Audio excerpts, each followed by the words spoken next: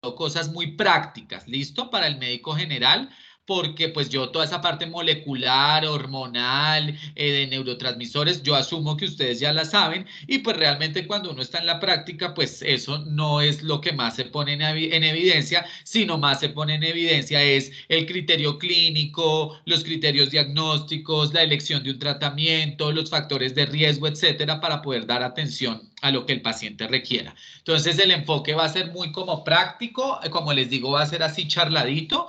Y obviamente con la participación de ustedes también, tanto con aportes como con preguntas que se puedan presentar. ¿Listo?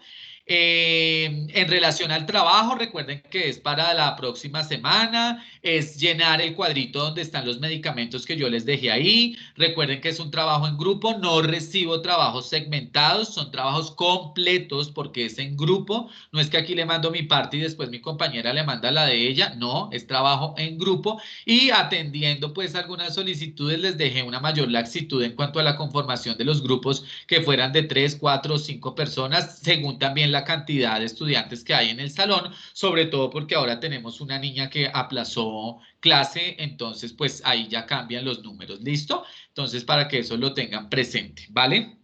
Bueno, entonces empecemos con el tema de depresión, que es el del día de hoy, obviamente relevando que vamos a hablar de la depresión en general, ¿listo? Porque hay muchas particularidades de la depresión y hay, digamos, como otros trastornos intermedios que no son depresión, pero se parecen a la depresión o están antecedidos de la depresión, como el trastorno adaptativo, el trastorno por estrés agudo, el trastorno mixto ansioso depresivo, ¿cierto? Entonces, de eso no vamos a hablar, sino vamos a hablar es ya de la depresión propiamente dicha, configurada como una enfermedad como tal. ¿Listo? Bueno, entonces, en términos generales, cuando hablamos de depresión, chicos, pues estamos hablando de que este es un trastorno psiquiátrico, es decir, es una enfermedad mental y de hecho hoy en día decimos que la depresión es una enfermedad sistémica, incluso, ¿sí?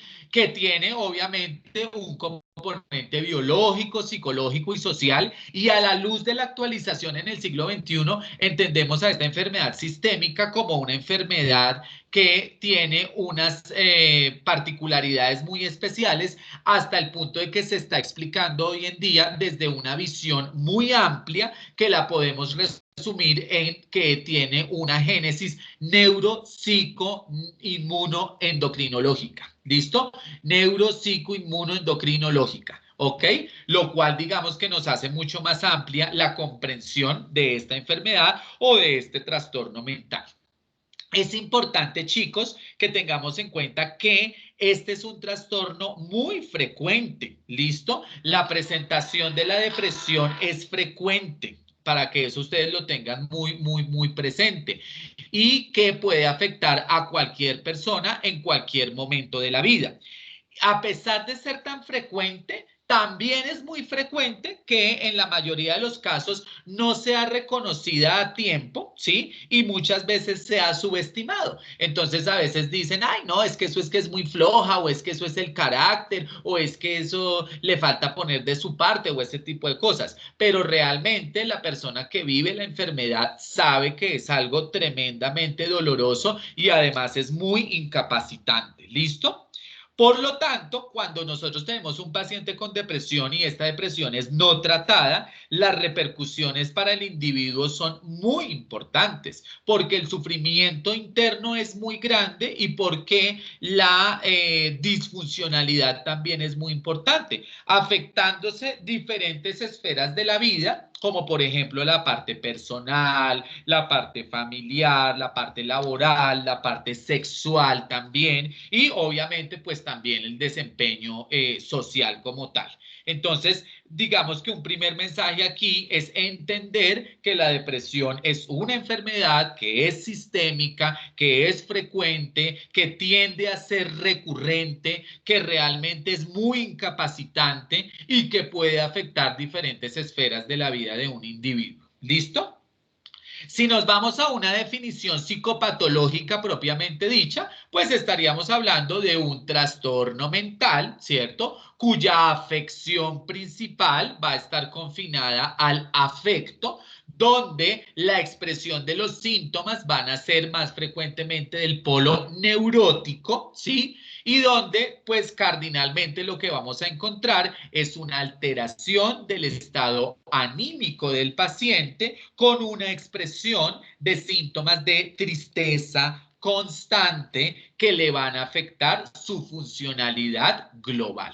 ¿Listo? Esa sería una definición panorámica de lo que sería la depresión, teniendo en cuenta además que esa afección nos va a impactar sobre tres polos fundamentales. El polo afectivo propiamente, que será donde vamos a encontrar la tristeza, la ansiedad, el dolor, el llanto, ¿cierto? El polo cognitivo, que será donde vamos a encontrar dificultades de concentración, dificultades ejecutivas, dificultades en la memoria muchas veces también, ¿cierto? Y el polo motor, que será donde nosotros vamos a encontrar ya esa parte también un poco de la actividad de las personas, la astenia, la dinamia, la anedonia, las ganas de no pararse, las ganas de estar durmiendo o estar quieto todo el día, etcétera. ¿Listo? Esos tres polos son los tres polos grandes de afección de la depresión, que además serán los tres polos de intervención, ¿cierto? Donde en términos generales lo primero que mejora es el polo motor, luego el polo cognitivo y por últimas el polo afectivo. Y dentro de esos polos, pues vamos a encontrar todos los signos y síntomas que caracterizan y configuran la depresión como tal, que vamos a ver ahorita más adelante. En términos de datos epidemiológicos sobre la depresión, hay mucha información, pero de pronto es bueno traer a colación algunas cositas relevantes, como por ejemplo que la depresión es el trastorno psiquiátrico más prevalente en el mundo, ¿sí? Se dice que tiene una tasa de prevalencia del 16% en la vida, ¿sí? En Colombia hablamos de un 4%, eso es una cifra bastante alta. Otro dato epidemiológico y estadístico importante es que esta tasa cada vez tiende a aumentar más, porque cada vez tiende a presentarse más la depresión, a diagnosticarse más la depresión y desafortunadamente tenemos más factores que pueden facilitar la experiencia depresiva como tal. Tenemos un dato importante y es que hace unos años la relación entre hombres y mujeres pues era que las mujeres se deprimían muchísimo más que los hombres, casi que en relaciones hace muchos años de 10-2 o de 5-1, etcétera, pero hoy en día se está viendo que se están equilibrando mucho más esos valores y casi que hablamos de una relación de 3-2. Pero eso hace que esté muy cerquita la presentación de depresión entre hombres y mujeres.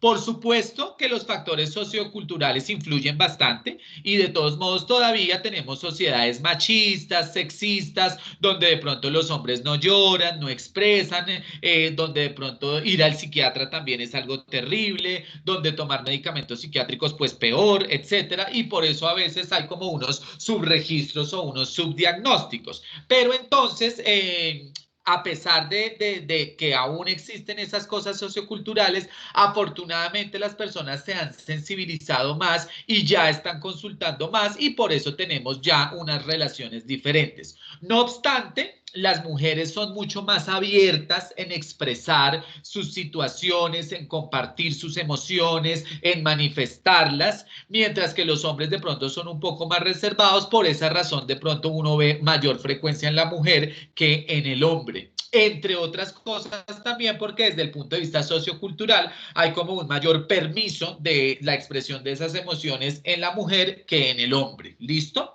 Pero adicionalmente también se ha visto que algunas de las cargas o de las responsabilidades que tienen las mujeres pueden impactar también como factores de riesgo que puedan favorecer una experiencia depresiva como tal. ¿Listo? Otro dato importante es que el suicidio está en aumento. En Colombia para el 2018 casi 3.000 personas murieron por suicidio, siendo la primera causa de muerte violenta, ¿sí? Y obviamente con un impacto súper grande sobre la nación y sobre la salud pública en general. Y muchos de estos casos de suicidio pues estuvieron directamente asociados a cuadros de depresión, ¿vale? Como otro dato importante, es relevante decir que las mujeres hacen más intentos de suicidio, pero los hombres son los que más se suicidan. ¿Listo? Las mujeres lo intentan más frecuentemente, pero el hombre lo lleva a cabo y lo ejecuta, digamos que de manera más contundente como tal. ¿Listo? Otro dato importante, muy importante, es que la depresión está ya ocupando los primeros puestos en cuanto al top de la morbimortalidad a nivel mundial. De hecho, la OMS, y eso yo ya se los había dicho en una clase anterior, ya había categorizado y catalogado que la depresión y que las enfermedades mentales en general iban a estar dentro de las primeras causas de morbimortalidad, y de hecho hoy en día la depresión hace parte de esas primeras 5 causas. Y pues ya ustedes se imaginarán que con lo que vendrá después del coronavirus, y de hecho con lo que ya está pasando por el coronavirus, pues ahí estaremos y estaremos muy presentes como enfermedad, pues digamos, prevalente y relevante en nuestro medio. ¿Listo? Esa condición de prevalencia y de relevancia de la depresión ha llevado también a analizar el impacto de la misma desde el punto de vista de salud pública, y la OMS, que ha calculado que pues está dentro de las primeras causas, también ha calculado que es la segunda causa de discapacidad. ¿Sí? Entonces, por depresión, y teniendo en cuenta la clínica y el impacto de la depresión, las personas tienden a tener un importante grado de discapacidad. Y esa discapacidad pues está dada porque hay una pérdida de la productividad, hay una disminución de la capacidad para realizar las tareas mentales, interpersonales, la organización, la administración del tiempo, las tareas productivas, las tareas físicas, la administración de los recursos, etcétera. Y por consiguiente, pues hay una afección negativa muy importante sobre la vida social y sobre la vida familiar de los individuos que la padecen,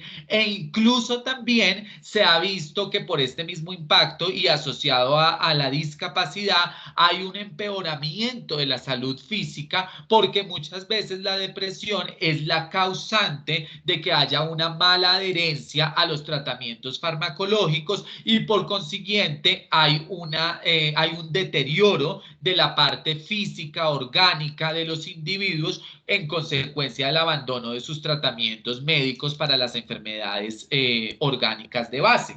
Entonces, fíjense cómo es como una bola de nieve que va creciendo y va creciendo y va creciendo y va afectando pues como muchísimas dimensiones también. ¿Listo? Otro dato importante, y eso sí es más como dato investigativo a nivel pues de actualidad y a nivel molecular, es que también ya se sabe que la depresión nos va a afectar el sistema inmunológico, por ejemplo, y la expresión de moléculas inflamatorias, proinflamatorias, radicales libres, disminución de antioxidantes, aumento de cortisol, etcétera. Y esa experiencia o esa situación, pues obviamente que también va a afectar la salud física de las personas, y se va volviendo, digamos, como más compleja la situación, y pues va a repercutir en un empeoramiento importante sobre la calidad de vida. Es muy importante en este término de construcción conceptual de la depresión que se reconozca que hoy en día esta es una enfermedad, como les dije, sistémica, biopsicosocial, neuropsicoinmunoendocrinológica, pero que además puede golpear o puede tocar la puerta a cualquier persona: ricos, pobres, blancos, negros, niños, jóvenes, adultos, ancianos, etcétera. ¿Listo? Obviamente la presentación de la enfermedad se tendrá que ver de acuerdo a las particularidades también. No es lo mismo una depresión en un niño que la depresión en un adulto mayor, pero el mensaje aquí es decirles que esto puede tocarle a cualquier persona y en cualquier momento de la vida. Sin embargo, se han descrito algunos picos importantes a nivel epidemiológico y son muy importantes porque justamente los grupos etarios en los que se ven más presente o más prevalente la enfermedad, pues son grupos de alto impacto social. Entonces se dice que a pesar de que pueda ocurrir en cualquier edad, el pico de prevalencia lo podemos encontrar alrededor de entre los 15 y los 45 años o los 20 y los 50 años. Unas edades muy importantes en términos de producción y de reproducción, hablando de natalidad, ¿cierto? Y por consiguiente de funcionalidad de los individuos. Eso hace que la depresión pues tenga un impacto importante en temas de educación, en temas laborales, de relaciones, de crianza, de impacto psicosocial y hay que considerarlo también, ¿listo? Pero eso no quiere decir que los niños no lo presenten y de hecho sí lo presentan y cada vez en mayor aumento, ¿sí? O que los adultos mayores no lo presentan porque también lo presentan y también cada vez en mayor aumento. Pero tenemos un grupo muy grande que lo presenta bastante con una alta prevalencia y que además tiene un impacto súper importante por todos los sucesos vitales que ocurren en esos momentos de la vida. Imagínense, entre los 15 y los 45 o los 20 y los 50, ¿qué está haciendo uno? Pues en la universidad, de pronto empezando su vida de pareja, teniendo su vida sexual mucho más activa, produciendo económicamente, se está uno estudiando una carrera, estudiando una especialización, una maestría, un posgrado, ¿cierto? En esa época de la vida, la gente generalmente pues consolida su familia, tiene sus hijos, cría a sus hijos, ¿cierto? En esa época de la vida la gente pues compra un apartamento, una vivienda, un carro, viaja, disfruta, sale, etcétera. Y si estás deprimido, si estás enfermo, si estás incapacitado, pues fíjate todas las cosas que se dejan de hacer y eso pues tiene un claro impacto sobre la salud pública como tal. ¿Listo? Pero también es de relevar que ahorita es muy pareja la presentación también de esta enfermedad en diferentes grupos poblacionales y no solamente pareja, sino impactante. Por ejemplo, es muy niños se están deprimiendo. Cuando uno tiene el imaginario colectivo de que los niños deben estar jugando, disfrutando, haciendo cosas chéveres de la vida, no preocupándose por el mundo ni por las cosas horribles que nos pasan, sino simplemente viviendo y disfrutando, pero ya ven que los niños también se pueden deprimir. ¿Listo? Es muy importante que el médico general, teniendo en cuenta todo lo que hemos hablado, esté capacitado y esté sensibilizado y esté muy alerta a este problema, ¿sí? Y tenga las herramientas esenciales que son las que yo quiero dejarles a ustedes el día de hoy con este tema y en las próximas clases con los otros temas para poder ustedes de alguna manera enfrentarse a estos pacientes y obviamente con un nivel de conocimiento y con un nivel también de experticia, de calidad médica y científica, pues puedan por lo menos hacer un diagnóstico, hacer una prescripción de medicamentos o instaurar algún tipo de psicoterapia básica o por lo menos de orientación y seguimiento y muy importante, derivación al especialista de los casos que lo requieran con el fin de que nosotros podamos, digamos que mejorar la calidad de vida de las personas, disminuyendo el impacto que puede tener la depresión como tal. ¿Listo? Como les dije anteriormente, se puede presentar en diferentes momentos de la vida y aunque la mayoría va a tener una sintomatología muy cardinal, muy común, muy específica para todos, ¿cierto? También nosotros podemos encontrar unas particularidades en ciertos momentos de la vida. Por ejemplo, cuando hablamos de la depresión en los niños, es una depresión que no es igual a la de un adulto, ¿cierto? Entonces, ¿qué le va a pasar al niño? El niño de pronto para ir mal en el colegio, ya controlaba esfínteres y de pronto se empieza a regresar y empieza a tener enuresis, es decir, se empieza a orinar en la cama, de pronto el niño se presenta muy irritable, muy agresivo, muy disruptivo con los compañeritos, etcétera, ¿cierto? Entonces vamos a tener diferentes expresiones según la etapa de la vida. Tal vez si estamos hablando de un joven, por ejemplo, de pronto el chico se vuelve como más rebelde, como más hostil, como con problemas de comportamiento. Incluso de pronto puede caer en conductas de riesgo como de sustancias psicoactivas, de alcohol, etcétera. Mientras que una persona ya más mayor, de pronto lo que va a presentar es pues la tristeza, el llanto, el decaimiento, la disfunción familiar, la disfunción ejecutiva, la disfunción sexual, etcétera, etcétera. Pero en general, como vamos a ver ahora más adelante cuando hablemos de la clínica, que nos va a servir para hacer el diagnóstico a través de los criterios, entonces vamos a tener unos síntomas como muy cardinales y muy peculiares, pero el mensaje en este pedacito es poder nosotros de alguna manera también entender a las personas en los diferentes momentos de la vida, porque habrán algunas particularidades que se puedan presentar en esos momentos para acercarnos hacia la posibilidad de un diagnóstico de depresión.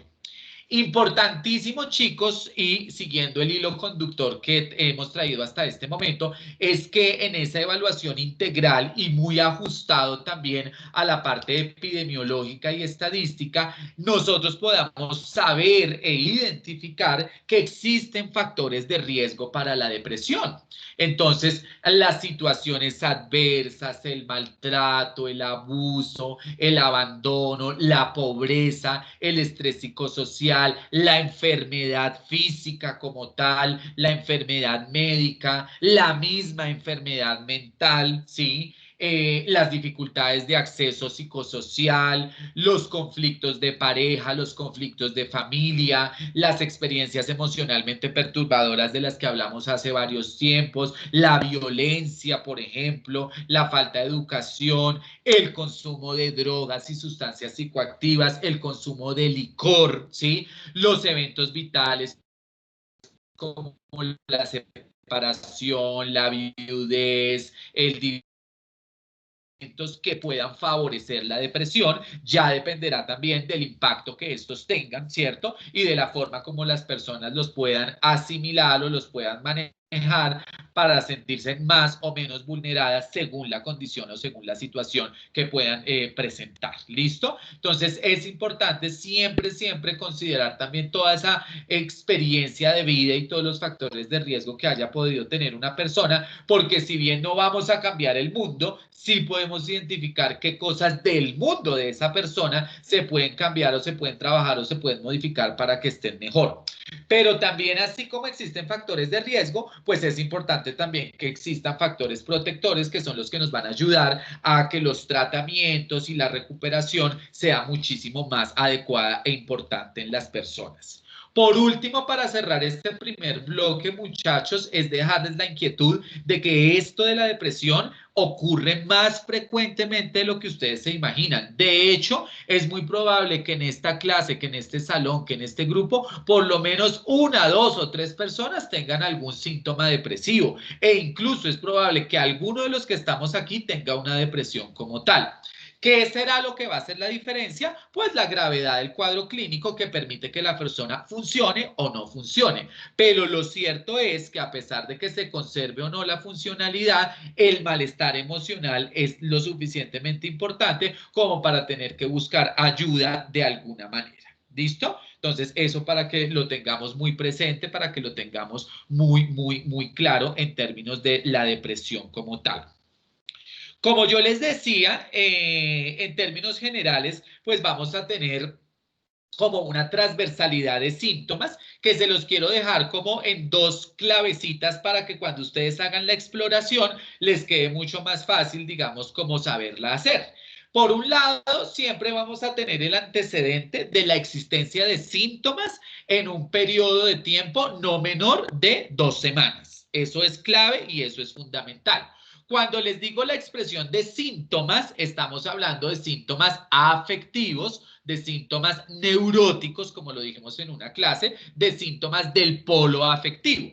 Y esa exploración en una primera clave la podemos resumir en 3 ítems importantes. Y es explorar sobre la presencia de un ánimo depresivo, ¿cierto? Sobre la experiencia de pérdida de interés y capacidad y pérdida de la capacidad para disfrutar, que semiológicamente eso se llama anedonia, ¿sí? Y también podemos tener una indagación sobre el aumento de la fatigabilidad, como una sensación de cansancio, de disconfort, de molestia, de no sentirse lo suficientemente efectivo porque como que el cuerpo y la mente no le dan.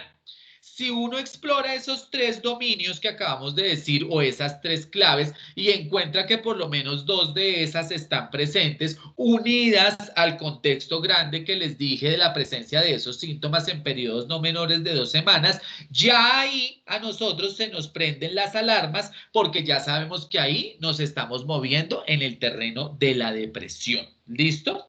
Además de eso, pues obviamente existe una cantidad de signos y síntomas que ustedes los saben y los conocen y los leyeron y de pronto los han vivido incluso también o conocen de alguien que los haya vivido, que los haya experimentado, que son pues astenia, dinamia, anedonia, insomnio, hipersomnia, irritabilidad, alteración del patrón alimentario, puede haber también ideas de minusvalía, de muerte, desesperanza, el llanto mismo, etcétera, etcétera, etcétera, etcétera. Síntomas físicos, por ejemplo, síntomas vasomotores, síntomas dolorosos y muchos otros más que configurarán como todo ese arco iris de posibilidades de signos y síntomas que los pacientes presenten. Sin embargo, para efectos prácticos, yo les voy a dejar 9 claves que serían el segundo gran bloque de claves que les voy a dejar para que ustedes puedan hacer fácilmente el diagnóstico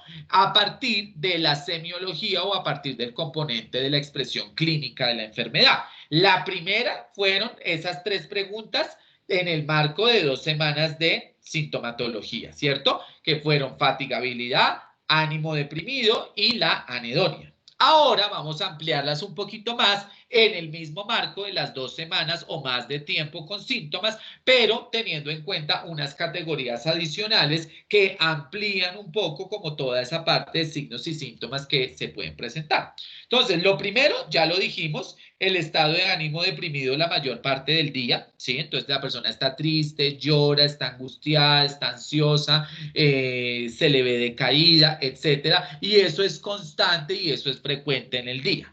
Lo segundo es la anedonia, que es súper cardinal en estos casos. Recuerden que es la pérdida del interés por las cosas que habitualmente le generaban interés o placer.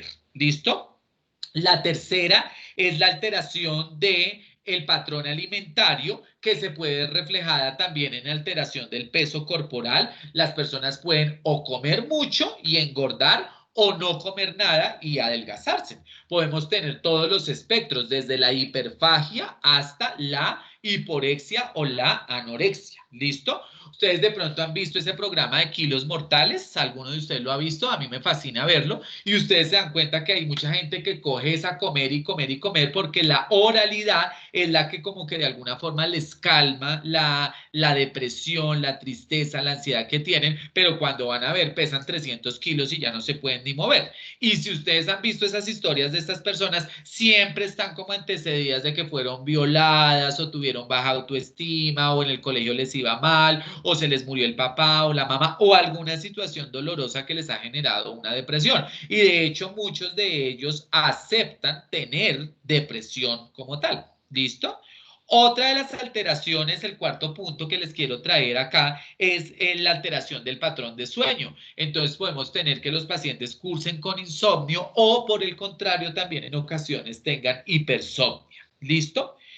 Podemos encontrar en quinto lugar alteraciones psicomotoras que pueden tener desde la agitación hasta el retraso psicomotor, como les había dicho, esa astenia, dinamia, ganas de no querer separar, de estar en la cama, de no producir, de no hacer nada, ¿cierto? Unido también a esa sensación de fatiga o de pérdida de la energía como sexto punto, que además, muy importante para ustedes como médicos generales, muchísimas veces va de la mano también con síntomas físicos. Entonces hay muchas quejas de dolor, de pronto cefalea, tensión cervical, migrañas, colon irritable, gastritis, mialgias, artralgias, etcétera, que obviamente deben ser estudiadas y tratadas y manejadas médicamente, pero que también sabemos que pueden ser una manifestación de tipo depresivo como tal, ¿listo? Y que se vuelve además como una bola de nieve, como un círculo vicioso, donde el dolor me empeora la depresión me empeora el dolor y como consecuencia la vida global de la persona se ve afectada, ¿listo? Adicionalmente, séptimo lugar, entonces tenemos ya todo ese componente de ideas, de sentimientos, de pensamientos que pueden expresar las personas que están deprimidas, donde están ideas de minusvalía, de desesperanza, de baja autoestima, de culpa, son muy frecuentes, de reproche, de auto o heterorreferencialidad, ¿sí? Y básicamente pues es la típica idea de que me siento mal, no sirvo para nada, soy muy feo, soy muy bruto, soy un fracaso, todos me odian, nadie está pendiente de mí, yo no le sirvo a los demás, el problema soy yo, por mi culpa pasó esto, etcétera, etcétera, etcétera, etcétera, que son los pensamientos que vienen cuando las personas tienen depresión, ¿listo? Y se unen también a sentimientos de inutilidad, de culpa, ¿listo? De frustración muchas veces, la baja autoestima también aquí sale a flor de piel y pues digamos que va complejizando un poco como la cantidad de elementos semiológicos y de signos y síntomas que podemos encontrar. Y la última sería lo que tiene que ver con los pensamientos de muerte, ¿no es cierto? Entonces hay pensamientos de muerte recurrentes, no solamente es como la idea de que se va a morir o el miedo que le da a morir, sino también muchas veces ya mucho más estructurado se puede configurar lo que son las ideas de suicidio, las cuales pueden ser alta o fuertemente estructuradas e incluso que se puedan materializar y que se presente el intento de suicidio como tal. ¿Listo? Entonces, eso es muy importante. No es solamente pensar en la muerte, sino pensar también en cómo me puedo morir, qué me puedo hacer para morir, cómo puedo atentar contra mi vida, etcétera. ¿Listo? Y pues obviamente en el peor de los casos, llevar a cabo un plan de estos, que sería el intento de suicidio, que cuando se frustra, se queda ahí en intento de suicidio o cuando se ejecuta, pues ya es el suicidio consumado y ya pues equivale a la muerte de la persona por su propia, digamos, iniciativa. ¿Listo? Esos 9 elementos unidos al contexto del tiempo, así como los 3 básicos que les di en la primera pista, unidos al contexto de tiempo, pues tienen que tener unas condiciones adicionales, que básicamente es que esto realmente le genere disfuncionalidad a la persona, que esto realmente le impacte lo suficientemente para poder de pronto tener problemas personales, laborales, de pareja, de sexualidad, de ejecutivos, etcétera, etcétera, ¿cierto? Es decir, que le toque las dimensiones de su vida de manera significativa e importante. Adicionalmente a esa experiencia, pues también debemos saber que esto no se deba a otra condición de pronto por una sustancia psicoactiva o por una afección médica, por ejemplo, una persona con un hipotiroidismo bien terrible, pues se va a sentir casi que como se siente una persona deprimida y de pronto no tiene una depresión, sino lo que tiene es un hipotiroidismo, pues ahí es que tratarle el hipotiroidismo. Si trataba el hipotiroidismo, tiene síntomas depresivos, pues ahí sí se le tratan los síntomas depresivos, pero muchas veces el problema puede ser orgánico, puede ser por una sustancia o por otra condición, incluso por otra enfermedad mental, como lo habíamos visto en la primera clase, ¿cierto? Y hay que hacer obviamente el descarte como tal, así como el establecimiento de diagnósticos diferenciales, bien sean también psiquiátricos o bien sean también médicos, para poder saber si se queda uno en el terreno específico de una depresión como tal. ¿Listo? Y de esa manera, pues nosotros vamos a orientarnos hacia el diagnóstico del paciente, teniendo en cuenta los criterios clínicos, teniendo en cuenta los signos y los síntomas y teniendo en cuenta realmente la problemática que está teniendo el paciente. De acuerdo a lo anterior, chicos, entonces fíjense que hemos dado una definición, hemos hablado de una problemática, porque esto realmente es un problema, ¿cierto? Hemos entrado como a un contexto también para conocer y sensibilizarnos un poquito sobre el tema. Hablamos de algunos elementos epidemiológicos, estadísticos, de los factores de riesgo, de los factores un poco protectores también, y de cómo sería la expresión clínica general, ojo, general de lo que sería un cuadro depresivo, teniendo en cuenta que hay algunas expresiones particulares dependiendo también del grupo etario, ¿sí? O dependiendo también de las circunstancias específicas del individuo. Sin olvidar que antes de hablar o de entrar mejor a la depresión como tal, pues alrededor hay otras posibilidades que son parecidas a la depresión, pero que no necesariamente son depresión. ¿Listo? O también que existen condiciones específicas de la depresión, pero en momentos muy puntuales, como por ejemplo lo sería la depresión postparto. Hasta ahí, chicos, ¿alguien tiene alguna pregunta, algún aporte? ¿Quieren complementar algo de lo que yo haya dicho? ¿Me quieren ayudar con algo más a partir de lo que leyeron, informaron? Recuerden que la participación es muy importante porque la clase no solamente la hace el profe, sino también la hace con los estudiantes. Entonces, si alguien quiere ayudarme, le agradezco muchísimo. Entonces, dale. Profe, yo tengo una pregunta. Digamos, en los niños tú dijiste que ellos se ponían irritables y bueno, que sus calificaciones es más. ¿Cómo se daría un diagnóstico en los niños? Si, digamos, o sea, para que sea otra cosa como un déficit de atención. Perdóname un segundo, por favor. Vale.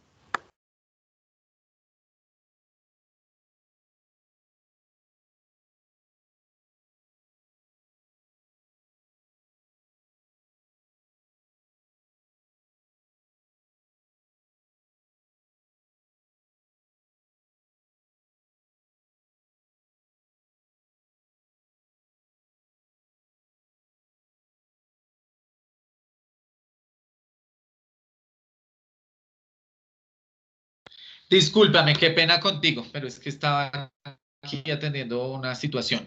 Bueno, en los niños es muy importante que entendamos que es una población diferente y no quiero que nos demoremos mucho acá porque esa es una pregunta muy específica que no es para esta clase porque como les aclaré desde el principio estamos hablando de las generalidades de la depresión. ¿Listo?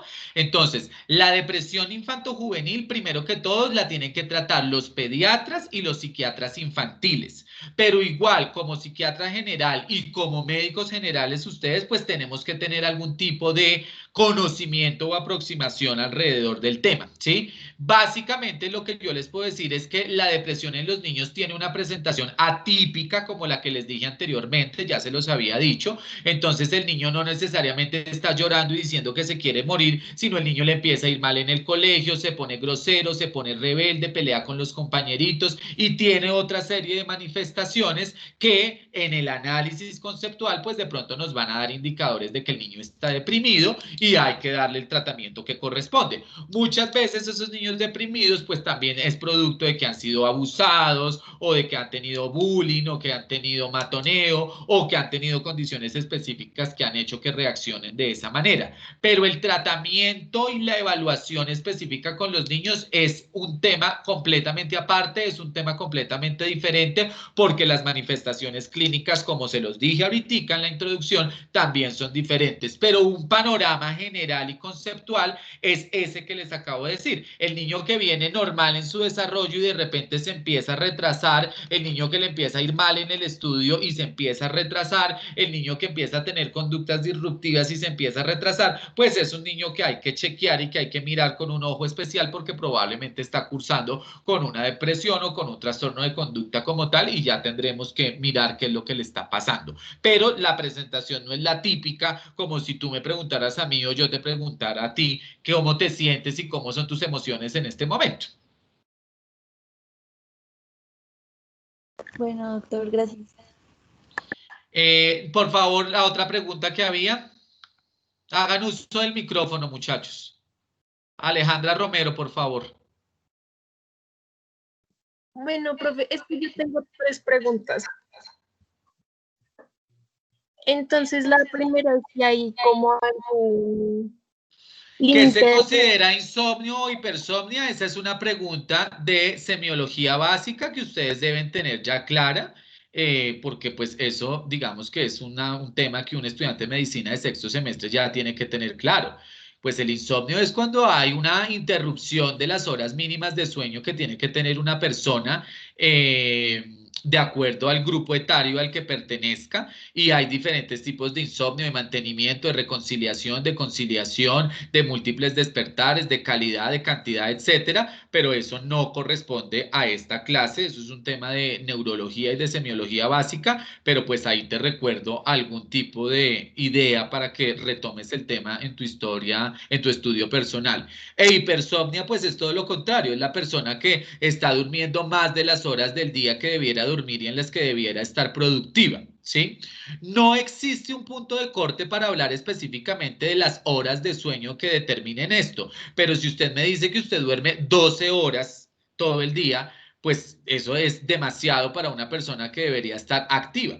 O que me digan, no, es que duermo solamente 2 horas, pues eso ya es muy poco para una persona que debería tener un rango mínimo de 4 a 6 horas para dormir.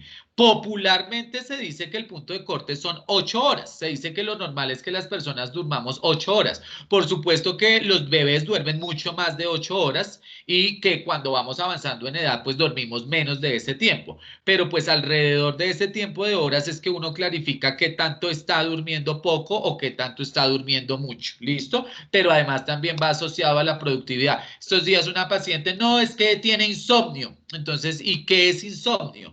Entonces, no, que duerme 7 horas. Se acuesta a las 7 de la noche y se levanta a la 1. No, le dije, pues lo que está re bien, duerme súper bien. Ojalá yo pudiera dormir todo eso. Lo que pasa es que se levanta muy temprano, pero si se acuesta con las gallinas, pues eso ya, digamos que no tiene una justificación ahí. ¿Listo? Entonces, eso en cuanto a la parte del insomnio. Después dice, un paciente que tenga los síntomas pero que no afecten significativamente su vida y que no se acomodan al diagnóstico de depresión o de distimia, ¿se puede dar algún tipo de tratamiento de abordaje clínico? Te estás adelantando, ahorita cuando veamos la clasificación lo contestamos. Y un paciente con depresión que no se trate, Kaplan menciona que se soluciona el cuadro en un aproximado de 10 meses. Si esto es así, después de este tiempo se requiere otro tratamiento de seguimiento, tampoco viene a colación en el momento. Vamos apenas en el primer bloque donde estamos hablando de clasificación, epidemiología, perdón, definición, epidemiología, clínica general. Entonces en su momento lo contestamos. Por favor, las preguntas que vayan acorde a los temas que estamos cubriendo, ¿listo? Para que no perdamos el hilo conductor y no perdamos tiempo. ¿Listo? Entonces, ya le contesté la del insomnio, las otras se van a hablar ahorita cuando estemos en el segundo bloque que corresponde a la clasificación, al curso y al tratamiento. ¿Listo? Bueno, muy bien. Eh, Quiero que por favor, más que preguntas, participen. Entonces, alguien que quiera aportarle a la clase de acuerdo a el hilo conductor en el que vamos, según lo que leyeron, según lo que investigaron, según lo que conocen. Entonces, por favor, alguien que nos ayude un poquito como con algunos aspectos adicionales de definición, problemática, epidemiología, clínica, diagnóstico, lo que hemos visto hasta ahora.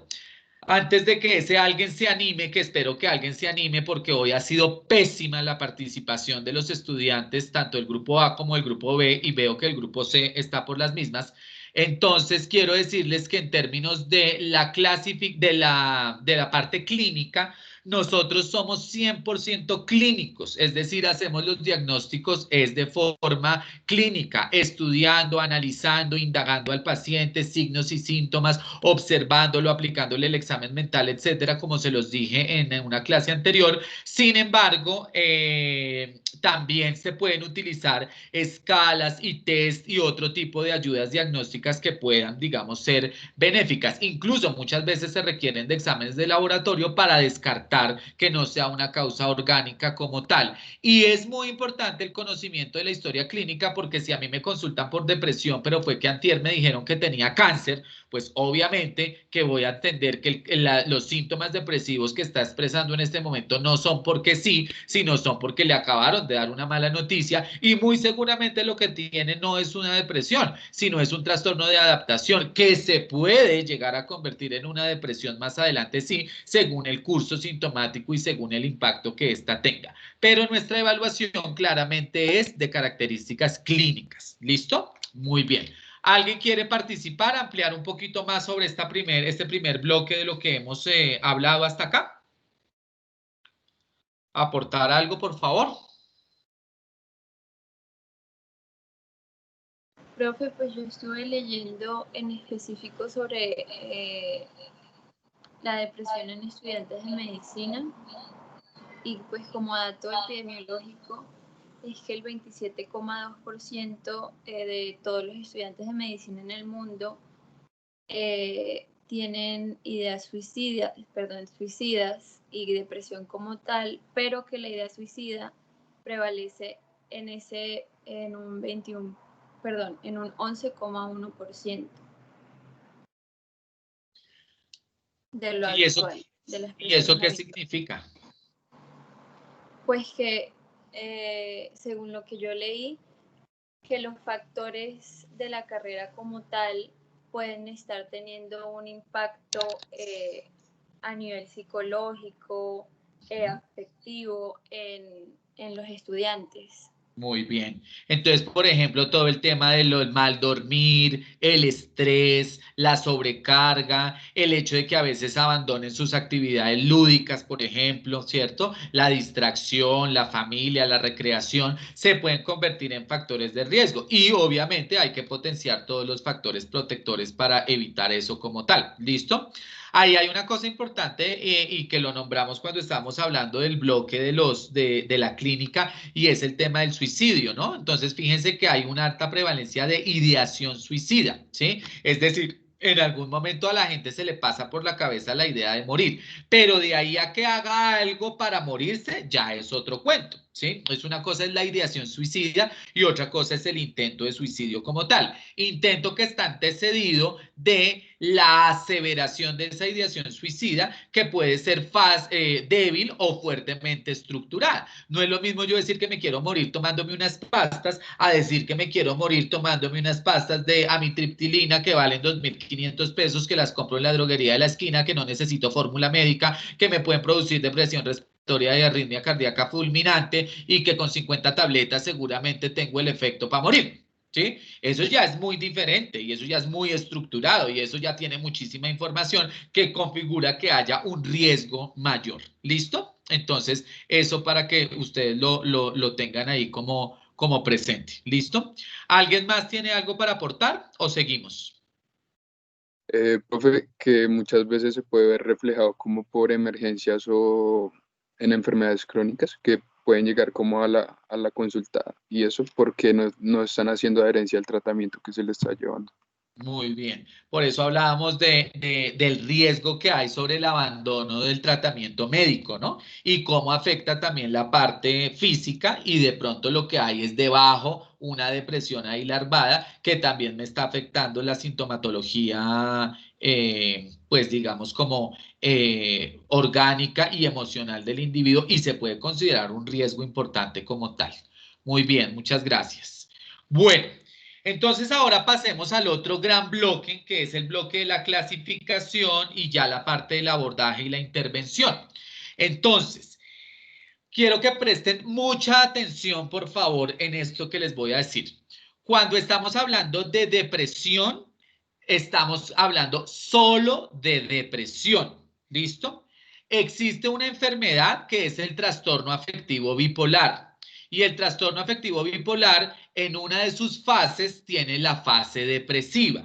Pero esa depresión del trastorno afectivo bipolar es totalmente aparte de la depresión como tal o de la depresión unipolar, ¿Por qué razón? Porque le pertenece a la enfermedad maníaco-depresiva, a la enfermedad bipolar o a la depresión bipolar, que se trata como una condición totalmente aparte. ¿Listo? Entonces, aquí, para hablar de depresión, nosotros solamente nos vamos a referir a la depresión unipolar. ¿Listo? Donde está el trastorno depresivo mayor y el episodio depresivo mayor. ¿Listo?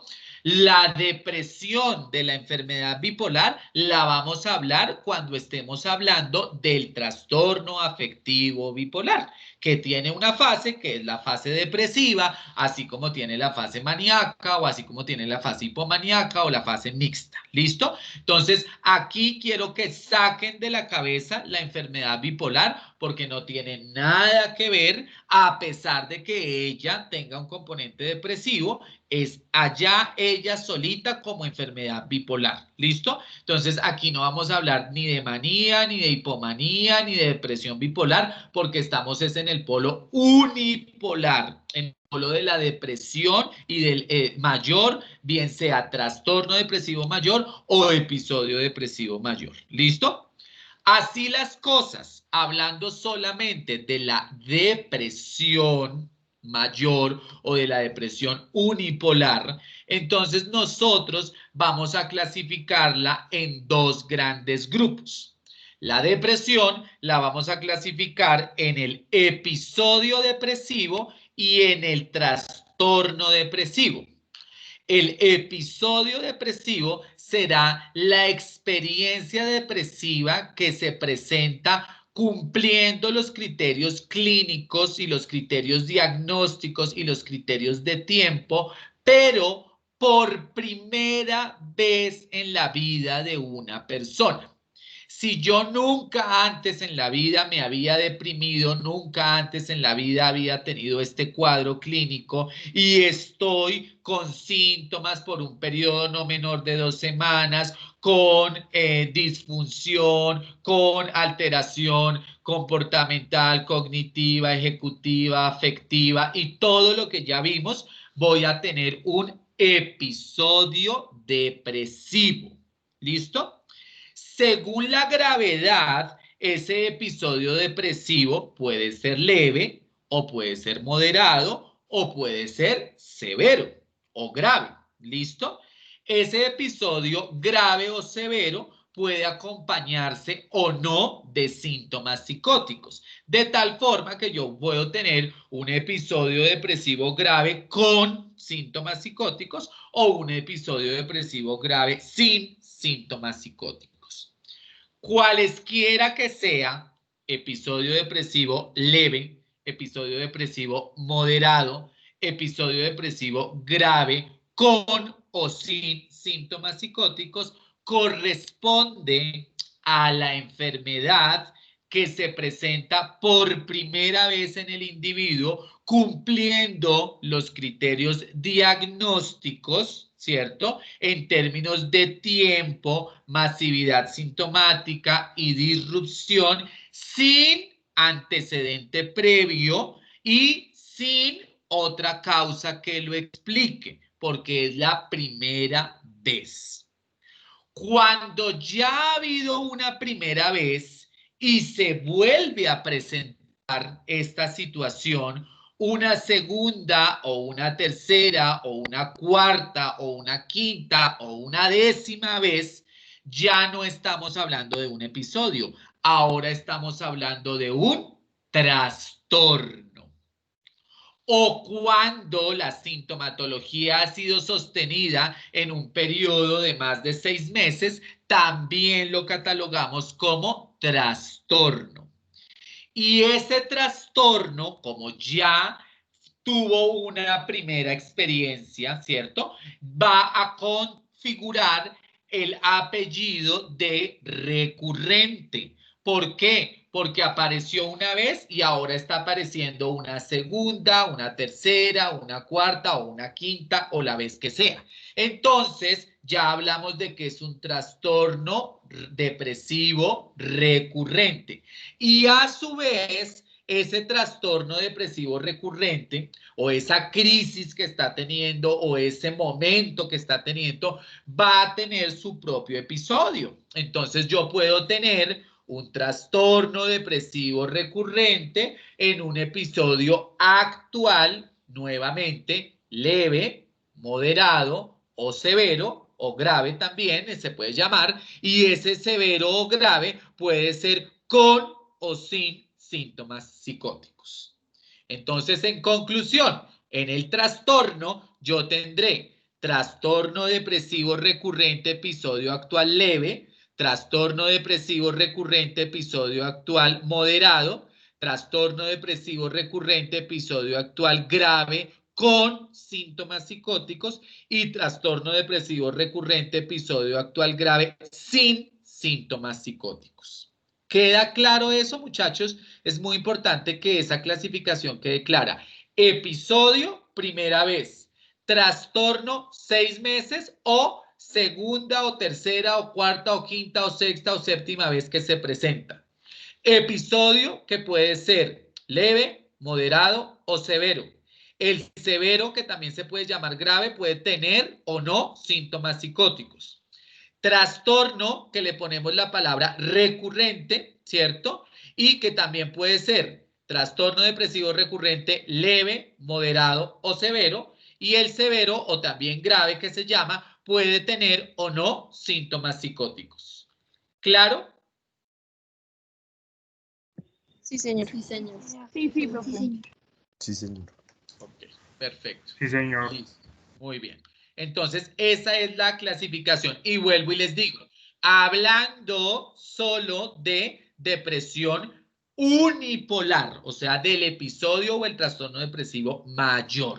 ¿Listo? Cuando hablemos de TAP, o sea, de trastorno afectivo bipolar o enfermedad maníaco-depresiva, hablaremos del cuadro depresivo que se presenta dentro del trastorno afectivo bipolar, pero eso es harina de otro costal porque es otra enfermedad completamente independiente de la enfermedad depresiva de la que estamos hablando el día de hoy. ¿Listo? Probablemente ustedes en su investigación encontraron el comodín que siempre encontramos en toda parte, que es el famoso episodio depresivo no especificado o trastorno depresivo recurrente episodio actual no especificado, ¿sí? Que es el famoso F329 y F339. Pero ustedes saben que siempre en medicina encontraremos el diagnóstico comodín, pero es muy importante que ustedes clasifiquen bien al paciente y hagan el diagnóstico bien y pongan realmente qué es lo que tiene en este momento, porque de eso también dependerá el tratamiento y básicamente eso configura la gravedad como tal del cuadro clínico.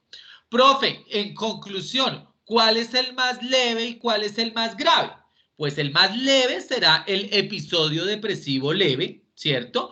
O el trastorno depresivo en un episodio actual leve, ¿cierto? Y los más graves, pues serán el episodio depresivo grave con síntomas psicóticos y el trastorno depresivo recurrente episodio actual grave con síntomas psicóticos. ¿Listo?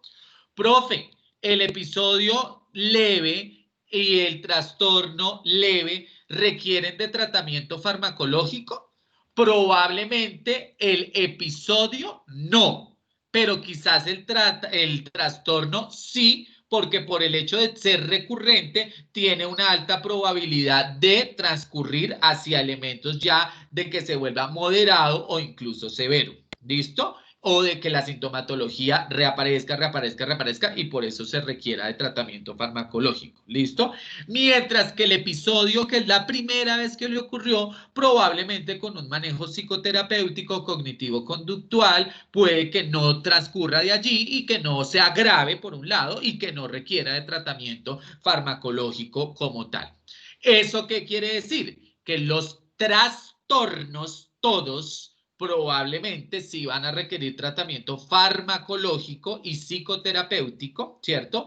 Y que el episodio moderado y que el episodio grave va a requerir también de tratamiento farmacológico, ¿ok? Y psicoterapéutico. ¿Eso qué quiere decir?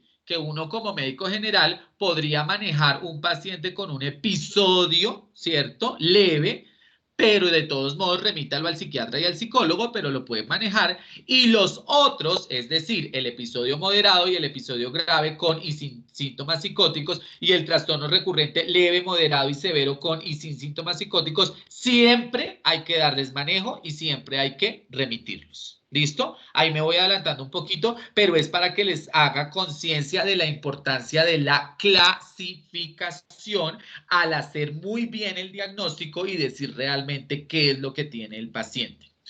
Otro tip súper importante en este bloque, ¿qué me genera los criterios de gravedad? Ya se los he enseñado, pero se los repito. Los elementos de tiempo, disrupción y masividad sintomática. Y específicamente hablando para el tema del día de hoy, que es la depresión, cuando los pacientes tienen disfuncionalidad, cuando los pacientes tienen disrupción, cuando los pacientes tienen elementos, por ejemplo, de autoagresión, cuando tienen la ideación suicida y cuando esa ideación suicida es altamente estructurada o impepinablemente cuando han hecho intento de suicidio como tal.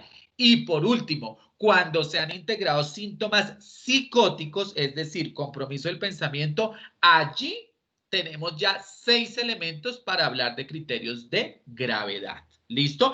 Y tengan en cuenta que el grave nos permite la opción de tener síntomas psicóticos o de no tener síntomas psicóticos. ¿Listo? Luego el espectro es muy amplio para poder nosotros categorizar y catalogar al paciente. ¿Queda claro hasta ahí, muchachos? Sí, señor. ¿Alguna pregunta?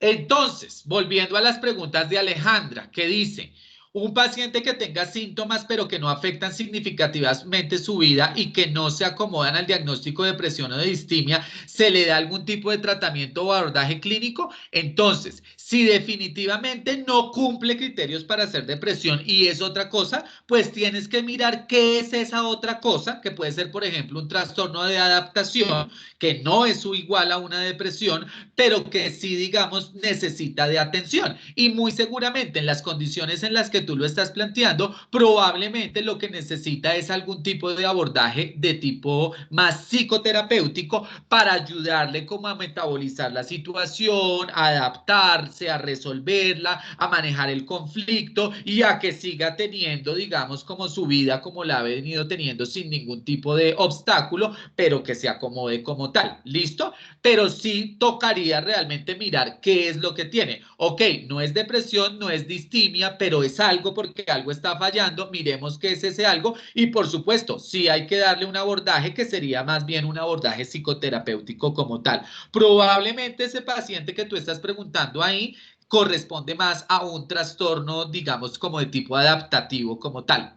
No obstante, ese paciente puede en cualquier momento empeorarse y terminar en un trastorno depresivo como tal, ¿listo? O en un episodio, empezando por un episodio y según cómo se den las cosas, pues termina en un trastorno. ¿Queda claro, Alejandra?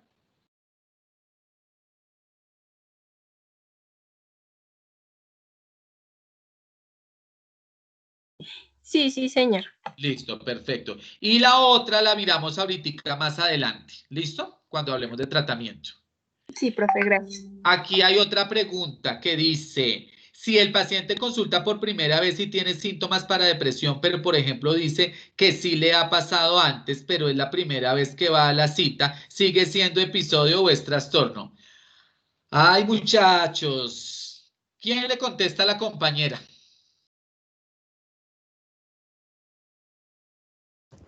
Trastorno, porque ya él nos está confirmando que tuvo un episodio antes.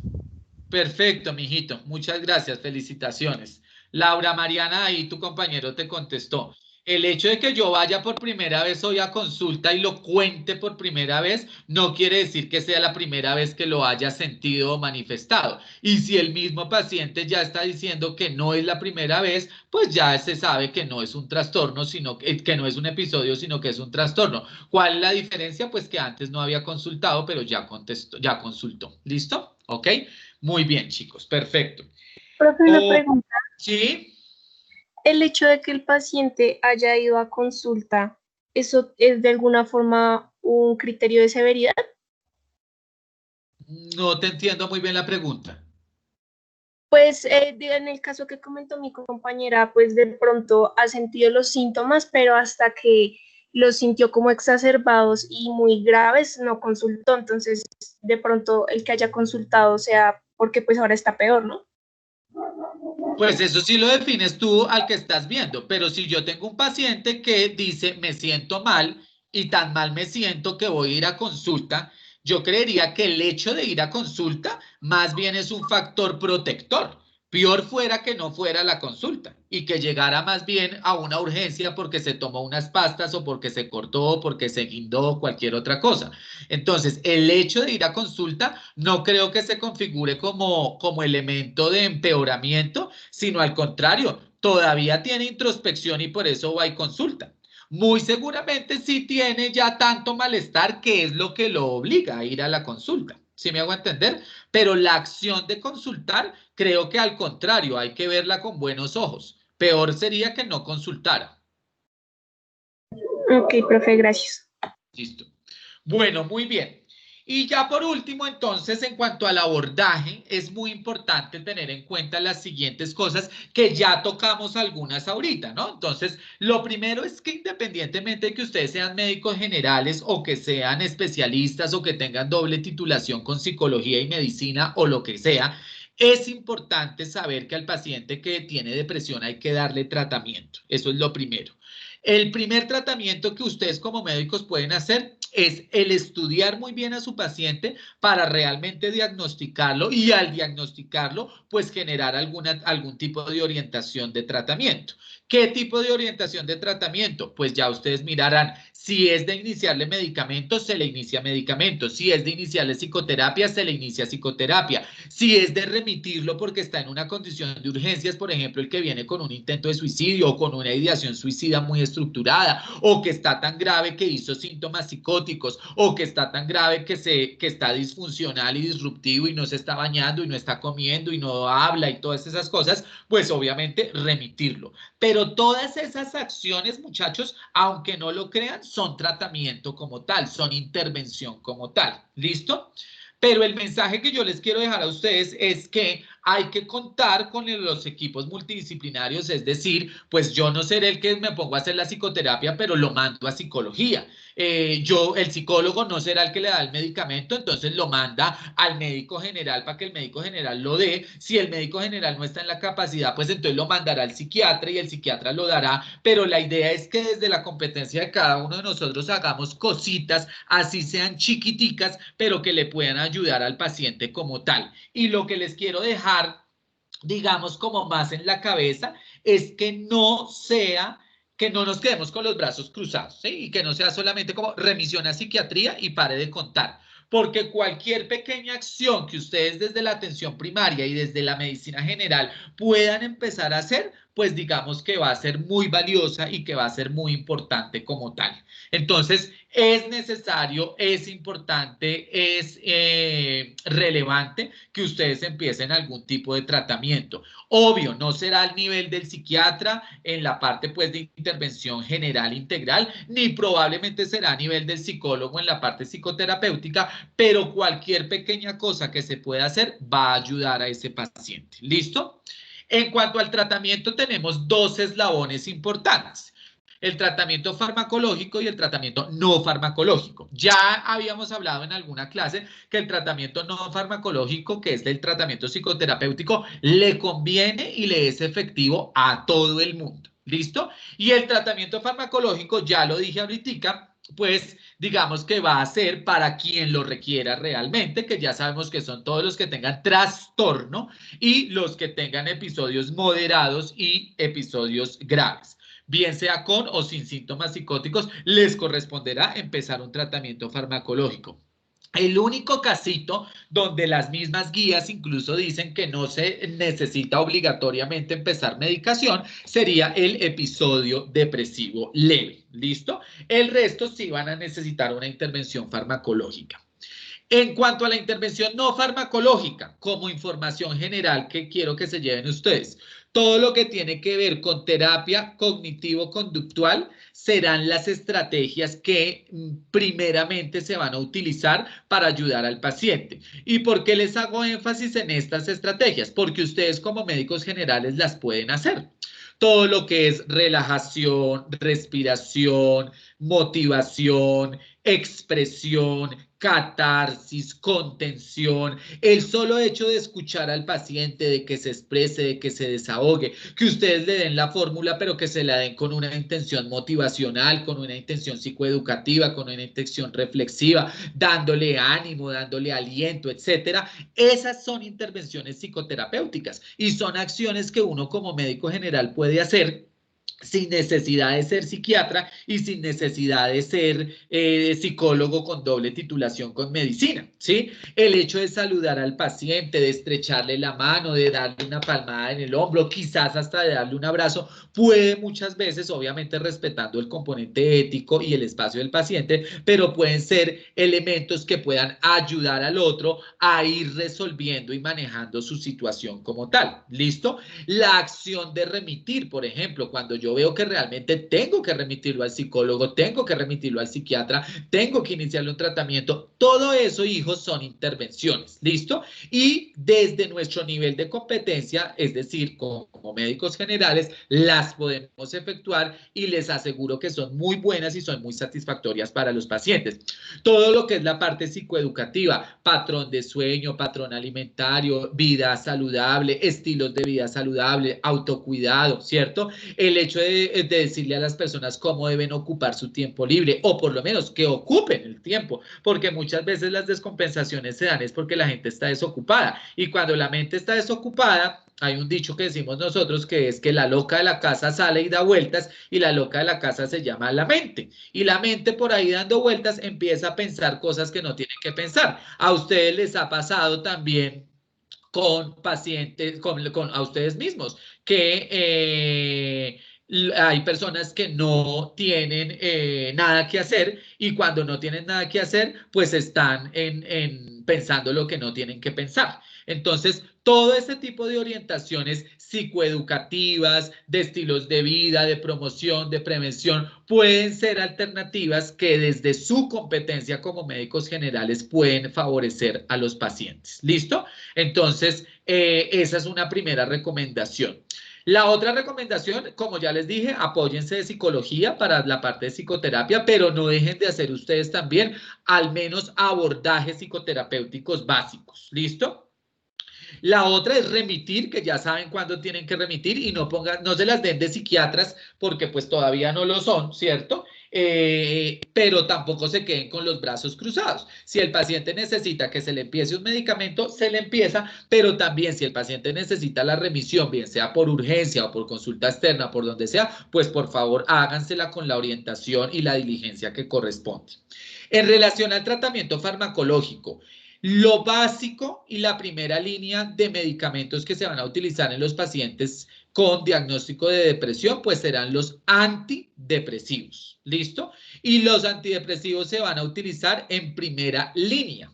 ¿Cuál es la primera línea? Los inhibidores selectivos de la recaptación de serotonina. Ejemplo, escitalopram, citalopram, fluoxetina, sertralina.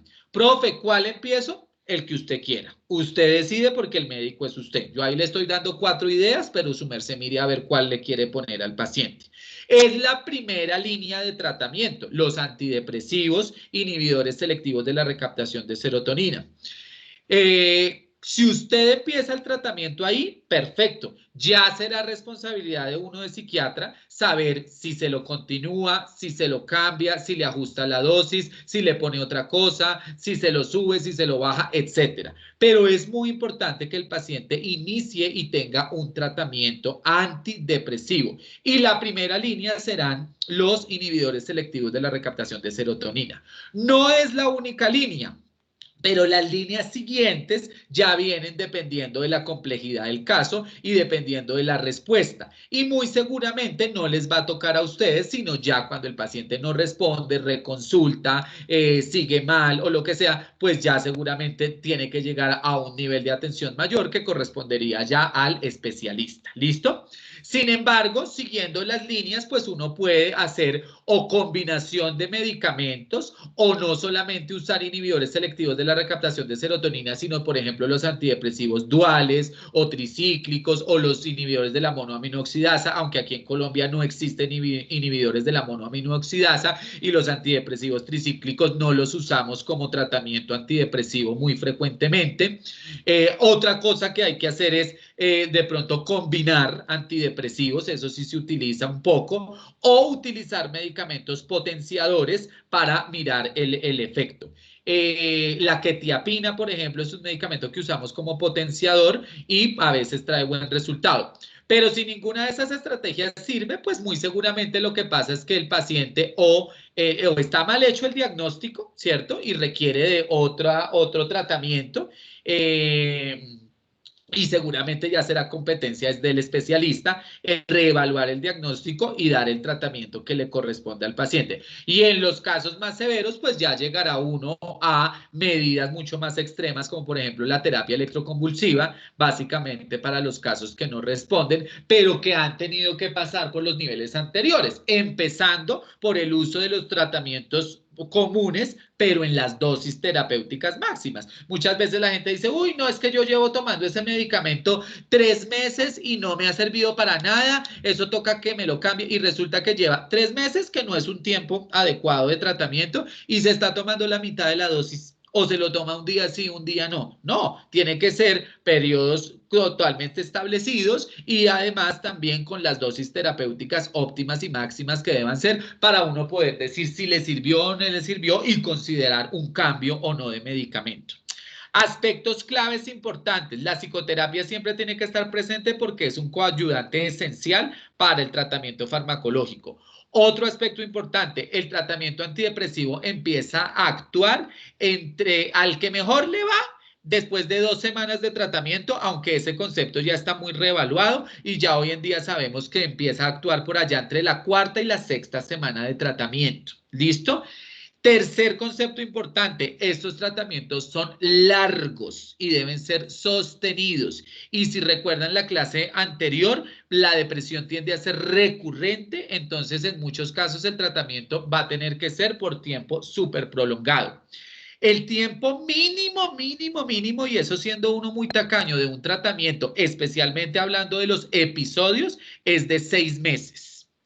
Pero realmente hoy en día estamos hablando de que el tiempo mínimo deba ser de 1 año, o sea, 12 meses de tratamiento para los episodios. Y cuando estamos hablando ya de trastorno, estamos en un periodo de tiempo entre 2 y 5 años de tratamiento. O sea que fíjense que tiende a ser un tratamiento prolongado como tal. Y eso es importante que ustedes lo sepan, porque el paciente que se tomó el tratamiento por 1 mes y no tomó más y dice que se siente divinamente, ¿sí? Pues resulta que el paciente no se mejoró por el antidepresivo, se mejoró porque sí, ¿sí? Porque muy seguramente no tenía una depresión, porque nadie que tenga una verdadera depresión tomando 1 mes de tratamiento se mejora. Se empieza a sentir mejor, pero no necesariamente hace una remisión, una respuesta terapéutica, ¿cierto? Una resolución de su cuadro. Para que realmente se consideren esos elementos de respuesta y de remisión que ustedes aprendieron el semestre pasado en farmacología, tienen que pasar periodos de tiempo totalmente asintomáticos y son periodos que no son corticos, son periodos de 6 meses como tal. Por eso quiero que les quede en la cabecita que el tratamiento es prolongado como tal. ¿Listo? Entonces, para que eso lo tengan muy presente. Ana Sofía Ramírez dice, ¿cómo es el manejo que dice que no entendió cómo es el manejo de una persona con depresión resistente? Quiero que me lo digas en audio porque yo hasta ahora no he hablado de depresión resistente, entonces no sé qué no entendiste o si más bien lo que quieres decir es que no entendiste a partir de lo que leíste. Aclárame porque yo creo que... en la lectura, muy bien, listo, perfecto, gracias Ana Sofía. Entonces, ese sería ya el último eslabón del tratamiento, que es cuando la persona es resistente al tratamiento. ¿Listo? Cuando una persona es resistente al tratamiento, le pusiste antidepresivo en dosis máxima, todo adecuada, respondió. Le pusiste potenciador en dosis máxima adecuada y no mejoró. Le cambiaste de tratamiento por otro grupo farmacológico a la dosis que corresponde y no mejoró. Le pusiste potenciador con otro grupo de tratamiento y no mejoró. Es decir, has agotado todos los eslabones como tal y el paciente no mejora. Cuando no mejora, habiendo agotado todos los eslabones de forma adecuada, ojo con eso, de forma adecuada, se puede considerar que el paciente tiene una depresión resistente. ¿Listo? Y ahí hay que hacer varias cosas. Primero, hay que descartar que no sea una causa orgánica, porque podría tener un tumor, un síndrome, digamos, paraneoplásico, que a veces se presenta con este tipo de sintomatologías. Puede tener de pronto un problema hormonal o tiroideo muy severo, o cualquier otra situación que orgánicamente justifique, por ejemplo, un cáncer de páncreas también puede justificar el hecho de que no haya respuesta al tratamiento. Entonces hay que descartar causa orgánica, o sea que hay que hacer estudios de extensión. ¿Listo?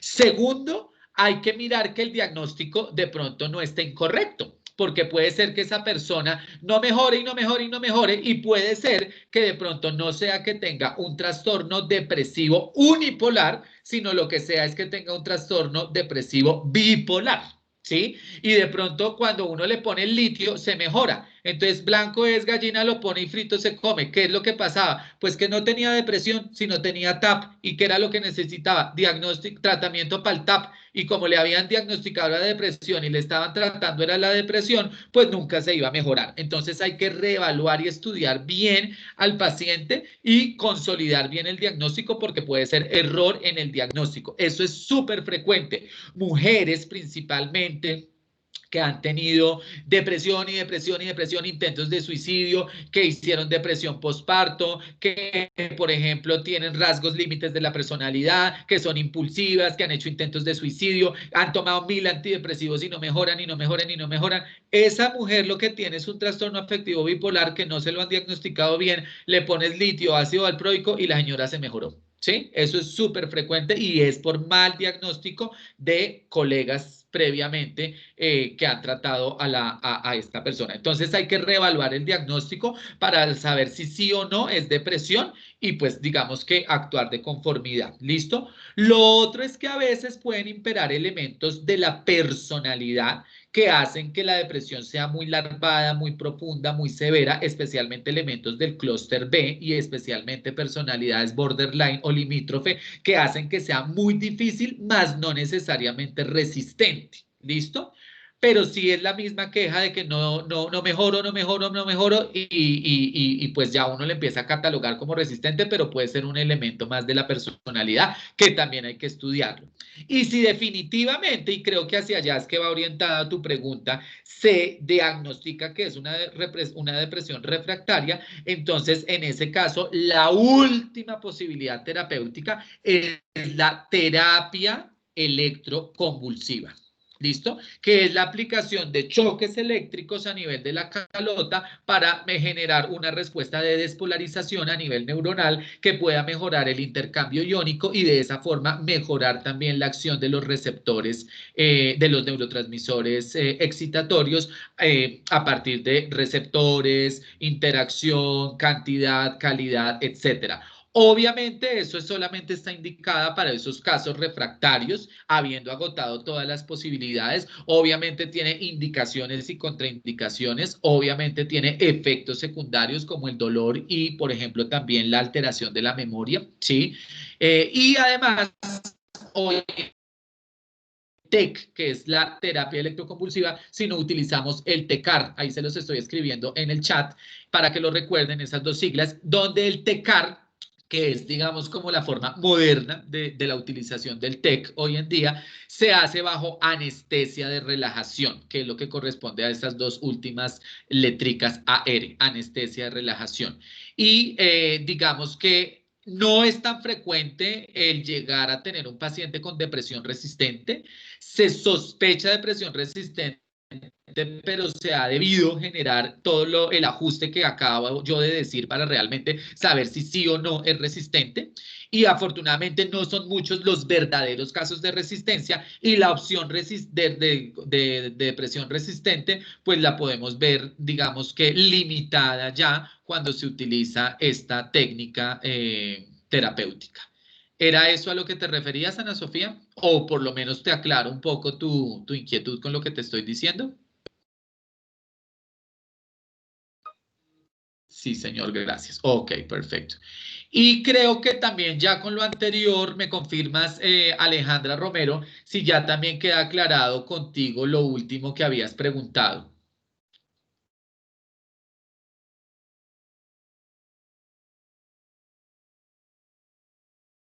Alejandra. Pues creo que sí, profe. Ok, perfecto, listo. Bien, y entonces ya para terminar, que quede claro pues que el tratamiento es integral, que empezamos con esa primera línea de tratamiento que serían los antidepresivos, inhibidores selectivos de la recaptación de serotonina, que se deben dar por los tiempos que corresponden, y que los pacientes pues digamos también deben tener todo ese manejo multi, inter y transdisciplinario para poder digamos como que lograr esa calidad de vida y tener digamos como que una remisión total. Importantísimo, yo creo que le refuerzo la respuesta a Alejandra, es que el paciente debe estar en seguimiento por todo el tiempo que vaya a utilizar el tratamiento. Y ese seguimiento para mirar, digamos, opciones de resolución implica por lo menos entre 6 a 12 meses de tratamiento juicioso con seguimiento, dependiendo de si es primera, segunda, tercera, cuarta. Ya les dije, nos extendemos hacia 2 o 5 años, y muy importante que cuando se haga el retiro del medicamento se hace de forma escalonada, se hace de forma progresiva, y el paciente debe estar sin síntomas por 6 meses, sin medicamento, obviamente, aun cuando continúe en observación, seguimiento y psicoterapia, pero sin medicamento por lo menos 6 meses. Ahí es cuando ya uno puede decir que el cuadro se resolvió. ¿Listo? Como tal. Pero igual el paciente está en seguimiento, acompañamiento y muy seguramente en psicoterapia también. ¿Listo? Alejandra, ahí creo que ya quedó más complementado. Sí, sí, señora, ahora sí, muchas gracias. Ahora les voy a dar una mala noticia. La verdad es que son muy poquitos los cuadros que realmente resuelven así, porque la mayoría tienden a recurrir, ¿sí? Y aun cuando el paciente mejore en sus signos y en sus síntomas y en su clínica y en su funcionalidad como tal, muchas veces quedan con el tratamiento farmacológico, digamos que no como profiláctico, pero sí como de mantenimiento. Y los pacientes, sin que sea una adicción al medicamento, sí logran tener una adherencia que a veces los lleva a una habituación, pero en este caso sería una habituación positiva, porque finalmente reconocen sentirse mejor y reconocen el efecto que les da el tratamiento, tanto psicoterapéutico como psicofarmacológico, y por consiguiente lo continúan. Una condición especial que se me olvidó decirles, aunque lo tocamos un poquito al principio, es todo lo que tiene que ver con la patología dual. Aunque vamos a tener un seminario de adicciones, vamos también nosotros a tener pacientes que muy frecuentemente nos presentan, por ejemplo, depresión y alcoholismo. En esos casos, chicos, es muy importante tratar las dos condiciones, porque si tú tratas el alcoholismo y no tratas la depresión, o tratas la depresión y no tratas el alcoholismo, pues no se está resolviendo realmente la causa relacional de la condición. Muchas veces los pacientes empiezan a consumir licor por efecto de estar deprimidos. Entonces yo puedo quitarte el licor, pero si no te quito la depresión, pues seguramente o buscas cómo recaer en el licor o buscarás otra cosa. Entonces, los casos de patología dual es muy necesario tratar las dos situaciones, aunque obviamente primará lo que genere como una mayor urgencia vital en el paciente. Es decir, el paciente que, por ejemplo, esté en un síndrome de abstinencia, pues por encima de todo nos toca tratarle el síndrome de abstinencia por alcohol, el delirium tremens, etcétera, y ya después tratar el componente afectivo asociado, pero no hay que olvidar ese otro pedacito porque digamos que es necesario el ajuste de esa situación con el paciente. ¿Listo? Eso también quería que lo tuvieran claro en esos casos que se puedan presentar. Para los niños, que por ahí vi que les interesó mucho el tema de los niños, para los niños también hay antidepresivos y de hecho la fluoxetina viene en jarabe y está aprobada por la FDA para darlo a los niños incluso desde edades muy chiquititas y obviamente pues tiene el efecto terapéutico que se espera que deba tener. ¿Listo? Y cada vez con la modernidad de los tratamientos pues tenemos tanto psicoterapias, es decir, técnicas psicoterapéuticas como medicamentos psiquiátricos, en este caso antidepresivos, como con un aspecto de mayor seguridad y de perfil más específico para darle a las personas según el grupo etario, las necesidades, los momentos de la vida por los que estén pasando, etcétera, de tal forma que sean menos los efectos secundarios y más los efectos terapéuticos y se adhieran al tratamiento. Solamente el tratamiento es con antidepresivos, es el principal tratamiento, obviamente, es el eslabón, porque si estoy deprimido necesito tomar un antidepresivo, pero obviamente, si el caso es un caso que tiene grave con síntomas psicóticos, un antipsicótico, vamos a tener que formular un antipsicótico, ¿listo? Entonces, eso para que ustedes lo tengan ahí presente en cuanto a las opciones de tratamiento que se tengan que presentar también. Por ejemplo, que el paciente además de la depresión tiene altísima ansiedad, entonces si es necesario ponerle una benzodiazepina, se le debe poner una benzodiazepina, ¿listo?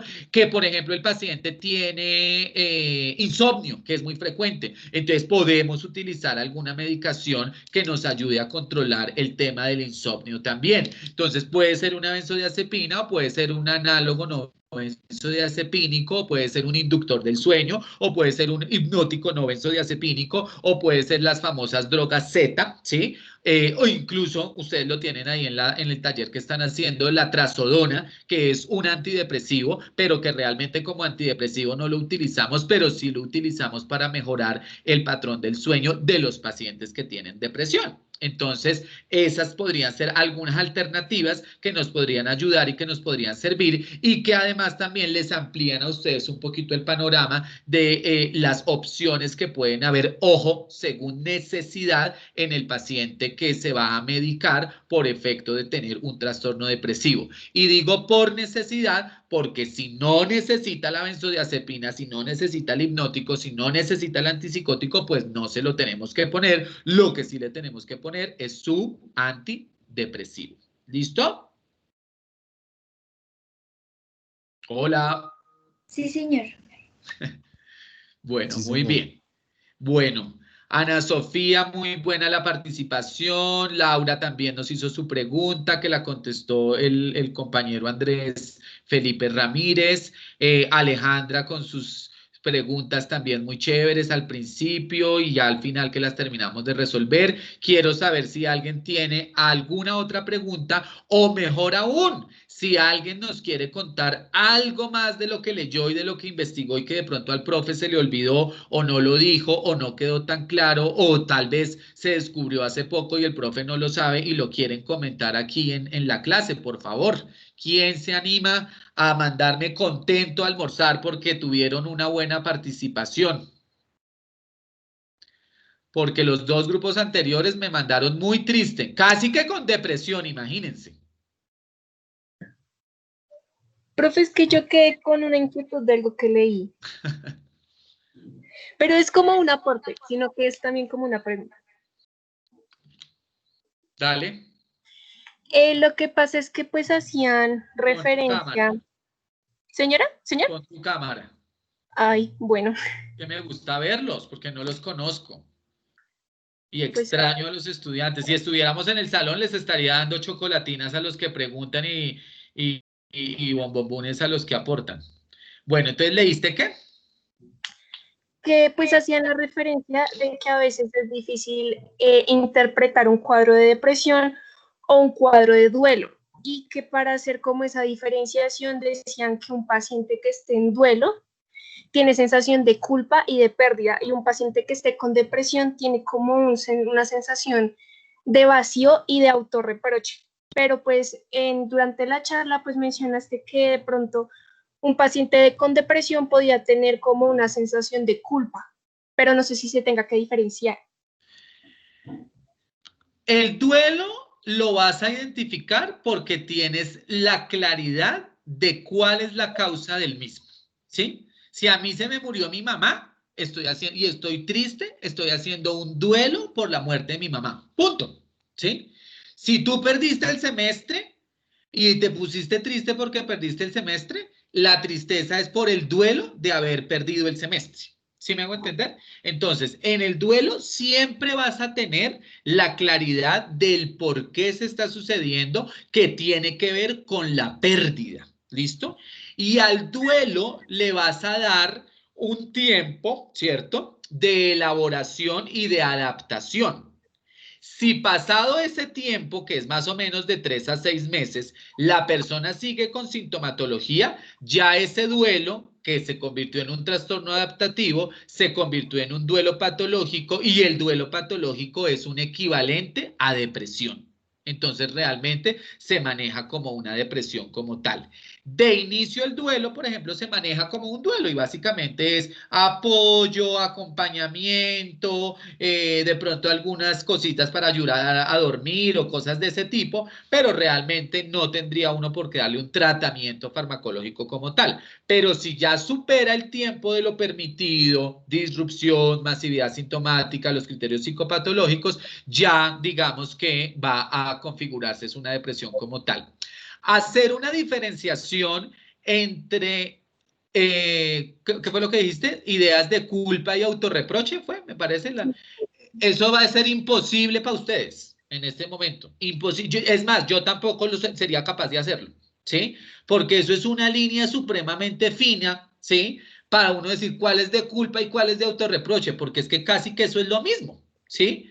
Pero ¿qué sí me va a diferenciar? Las circunstancias a las que dio lugar la expresión de esos síntomas. Si fue en el marco de una pérdida, pues entonces responde a un duelo, o si es frente a cualquier otra situación, pues ya responde a una condición afectiva con una causalidad definida.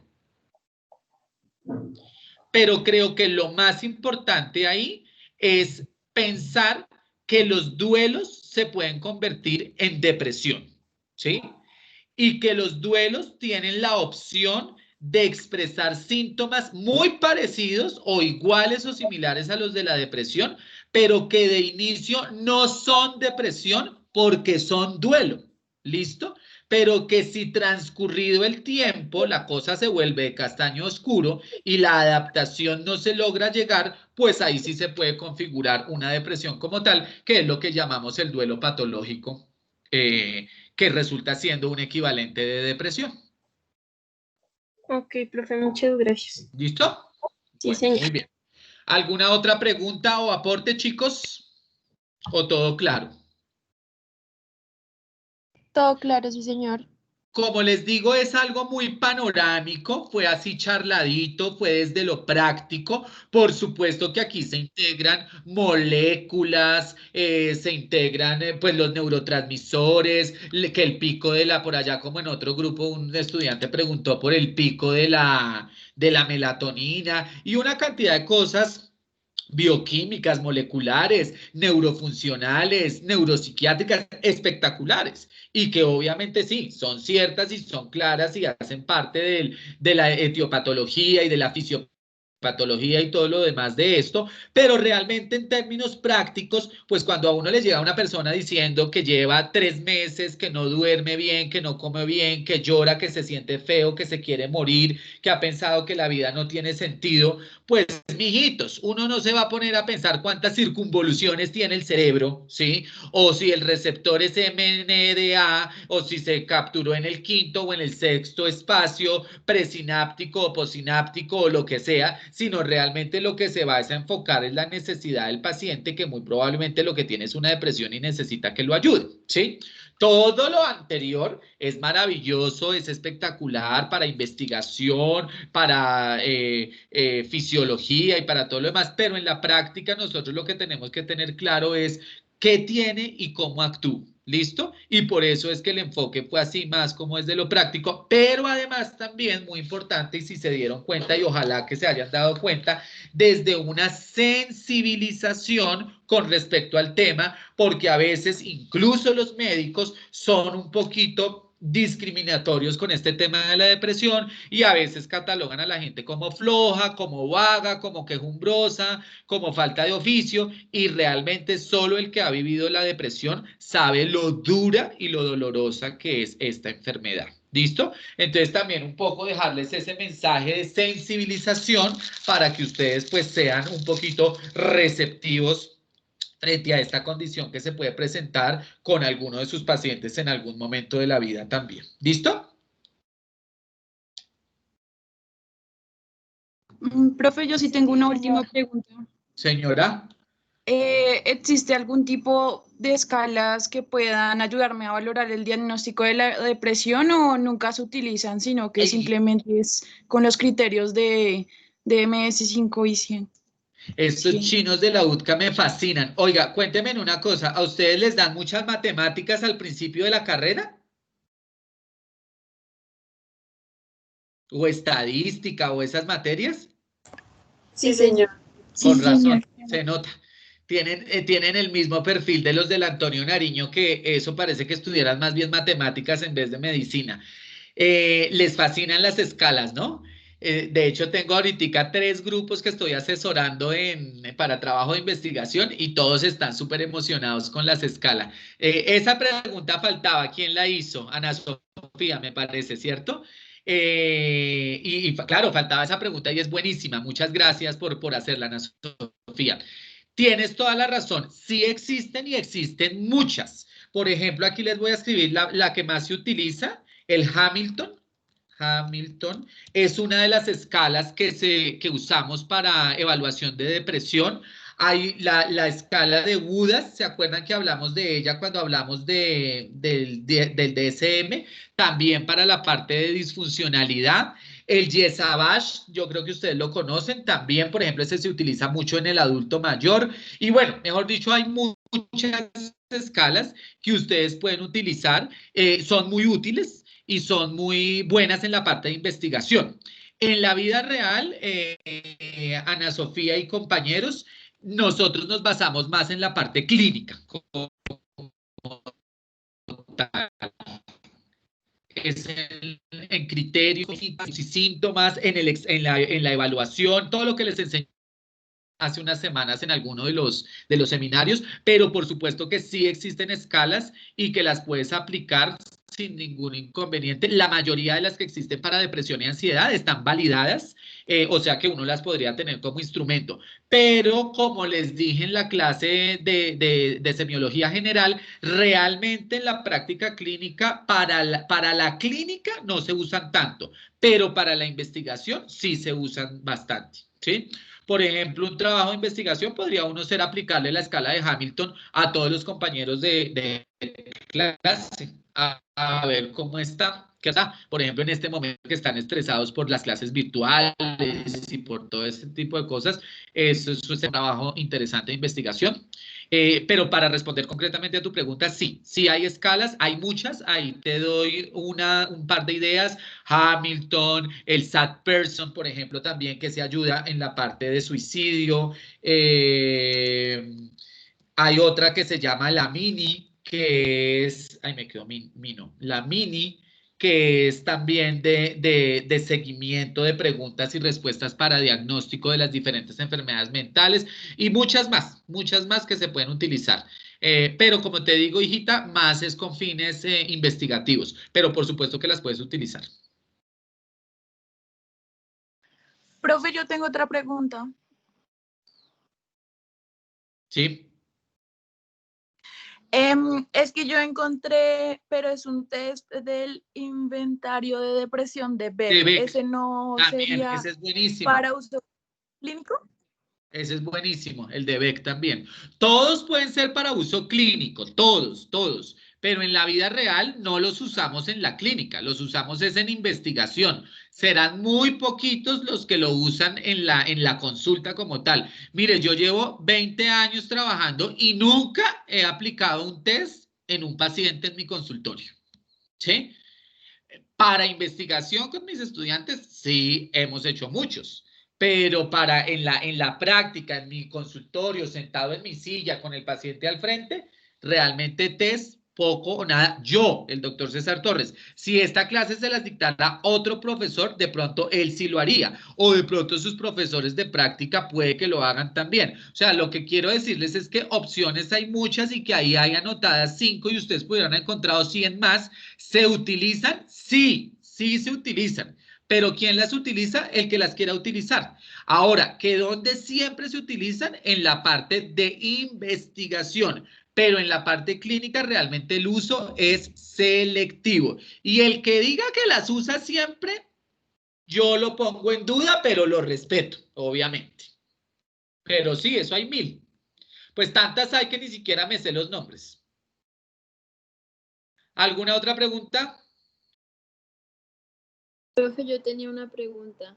Lo que pasa A es ver, que la yo última leí, porque ya me cansé. Les dije que participaran y no participaron, solo preguntas. Bueno, lo que pasa es que yo había leído sobre el ejercicio como parte del tratamiento, pero si el paciente, eh, no sé, tiene como una falsa visión de su cuerpo, no le gusta, porque es que eso también lo leí, pero es que no lo entendí muy bien. Y uno le dice al paciente como no, pues que haga actividades afuera, cosas de relajación, ejercicio. Hay que, o sea, como otro tipo de, o sea, no es un tratamiento farmacológico, pero entonces, ¿qué otras cosas le puede decir uno al paciente si el paciente no le gusta, por ejemplo, salir, no le gusta su cuerpo, no le gusta hacer ejercicio? ¿quién puso cuidado? Y le contesta a su compañera porque eso yo ya lo contesté. A ver, Andrés, que es el que salva a la patria, ¿quiere volverla a salvar?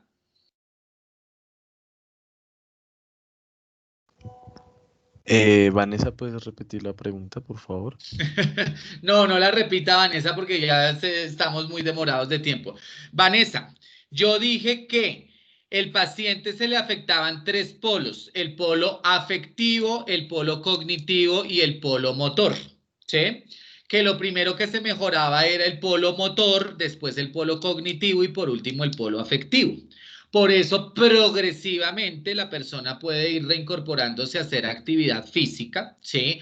Hacer yoga, hacer meditación, hacer estiramiento, hacer cualquier otro tipo de cosas. Y en ese mismo orden de mejorar lo motor, lo cognitivo y lo afectivo, va a ir adhiriéndose a ese tipo de estrategias o de tratamientos que son simplemente medidas complementarias. No son tratamientos como tal, ¿listo? Son recomendaciones complementarias. Si usted a mí me dice que vaya a jugar fútbol, le digo, pues no voy y no voy nunca porque odio y detesto el fútbol. Pero si usted me dice, bueno, no juegue fútbol, pero pues al menos salga a caminar o baile o haga alguna cosa, le digo, ah, bueno, eso es otra cosa, ¿sí? ¿Y qué es lo que sabemos? Que la activación motora puede mejorar la acción de los neurotransmisores excitatorios, reducir el cortisol y aumentar las endorfinas. Y eso por efecto físico, que ustedes lo saben por fisiología del ejercicio. Pero si la persona no quiere o no puede hacer ejercicio, pues uno tampoco la puede obligar. Simplemente le tiene que dar es alternativas. Por eso, cuando hablamos del tratamiento, les di un listado de medidas de autocuidado, higiene del sueño, actividad física, patrón alimentario, relajación, estiramiento, zumba, rumba, etcétera, etcétera, etcétera, etcétera, etcétera, etcétera, etcétera, que son posibilidades, repito, posibilidades dentro de las opciones que hay de tratamiento complementario. Pero a nadie se le ha quitado una depresión mayor bailando salsa. ¿Listo? A la gente se le quita la depresión mayor tomándose el antidepresivo y bailando salsa. ¿Listo? Porque el antidepresivo va a hacer lo que tiene que hacer y la bailada de salsa, que seguramente no la va a hacer en los primeros meses de tratamiento porque no lo quiere hacer y no tiene ánimo para hacerlo, le ayudará en su momento a potenciar algunas